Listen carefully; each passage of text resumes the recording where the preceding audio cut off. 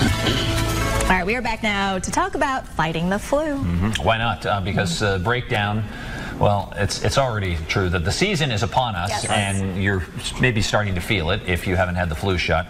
So in order to protect ourselves better, it's important to get that flu shot, and here to deliver that message in a very stern voice is Dr. Thomas Rushton from St. Mary's Medical Center, our infectious disease. I'm going to encourage. You know, there's been a lot of discussion about how effective is the flu vaccine. Right. Yeah. About 3 recent papers have shown, you know, if you have asthma, the frequency and the severity of that attack is going to be diminished. If you have to be hospitalized because of influenza, the severity of that is also diminished. And most importantly, I think this is critical, getting the flu vaccine every single year doesn't work against you, it actually helps you.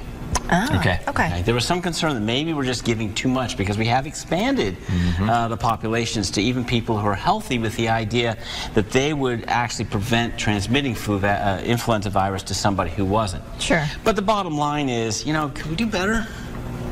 Could we do better? And one of the issues is that we have been using the same technology of using chicken eggs to develop our vaccine. And that makes good sense because remember, influenza virus is a bird virus. Right. It is a pig virus. It's a sea mammal virus. Yep. And it's a human virus. And pigs don't make eggs, so they're out. Yeah. That would be a little challenging. So it's the chicken egg isn't going anywhere as far as the flu vaccine. Actually, it is. Oh, now it's changing. There's the bombshell. There it is. Yeah. So I mean, the idea here is to use a virus to help prevent a virus. So we're talking about influenza virus, but using a dummy virus transport to infect a non-avian, a non-chicken cell line to try to boost a pure product that will be as immunogenic. That's a big word for saying, it's going to be a bigger response. Sure. I mean, talk about the different strains too, because we hear like all the letters jumbled up. Oh, you know, H3N what, you know. Exactly. But there's a lot of them, right? That's right. It goes from 1 to 9. Yeah. And if you're a little girl in China and you've got your pet chicken, you can get those H7s and so on, and they can be quite deadly. Wow. We're not seeing that here in America. Okay, we don't generally keep chickens as pets. Right. We may have egg layers, we may actually eat them, but we're not really keeping them as pets. So we're going to see H3N2. That's what we're seeing so far. We have had our first cases here in Huntington. Right.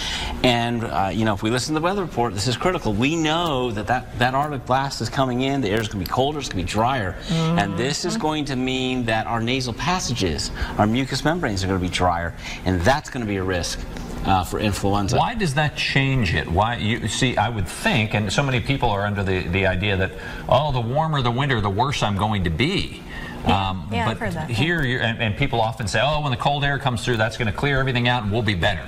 But you're saying it's actually just the opposite. You know, cold air, we're going to start congregating together, you know, and so that means any coughing and sneezing is going to have ready targets. And with that dry air, our mucous membranes are drying out. There's going to be a degree of inflammation, and moisture hitting that is going to be absorbed very, very quickly. And our natural immunity is going to be somewhat weakened because we need those proteins, those are immunoglobulins, have to be in a somewhat moist environment. Sure. Okay. Okay, so somebody gets the flu shot now.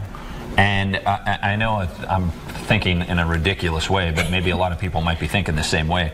If I get it now, will I be safer around the time when all the Christmas gatherings start in a few weeks from now? Well, Christmas is what, 3 weeks away? Right. Yeah. So you're giving yourself enough time. Well, you got 2 weeks to build immunity. So I'd say I give a hearty yes. Well, Tim and Melanie are ready. Yeah. I was there for show that day. There it is, yeah. You bailed on it, didn't you? Oh, yeah. Way to bring it back up. Sorry. Jeez. But you have, and you still haven't gotten sick. I'm going to knock This on is wood. it's actually a social experiment. Yeah, we're just testing to see if I actually get sick. And I want to hit on some of the symptoms, too, because it is, you know, the cold and flu season. Right. What are the differences, you know, between cold and flu symptoms? Well, so a cold is mostly going to be in the nose. You're going to have a runny nose, whereas with influenza, you're going to have, in general, a fever. You're going to have achiness in the bones that can be really quite profound. And we know also since the 2009 H1N1 pandemic that nausea and vomiting can be part of it as well. Oh, yeah. And if we think about how influenza works in other animals, it is also a gastrointestinal process. Okay. But usually a dry cough, fever, fatigue, achiness of the joints, a runny nose is generally not part of it. And of course, in none of these situations will an antibiotic be of any benefit. I could handle everything on that screen.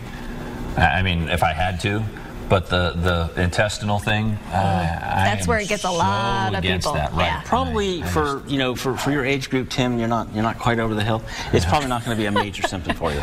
Okay, good. Yeah. But you got the vaccine, so whatever you do get is going to be attenuated. It's going to be less severe than somebody who didn't. So my goal has been to try to influence my family members, but those girls are stubborn, and they no, we're not going to get it, and here's why. Right. For the same reason I heard other people.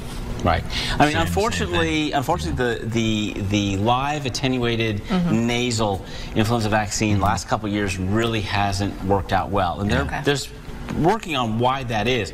I would still hold hope that a similar product would be made available, but at this time, yes, you are looking at an injection. I would do the nasal. Shot. I would do that one. It's just not available this year. Not this year. No. Sorry. That's what I was waiting for, that's all. We're actually going to knock her out first and then just give her the shot. She'll wake up and, hey, what happened to me? You know I can't condone that. No, I know, that's true. Yeah, that only works in the Don't put it past this one, though. It's actually illegal, what I just suggested, so no, we're not going to go there. All right, thanks for coming. Dr. Rushton, My pleasure. We appreciate it, as always.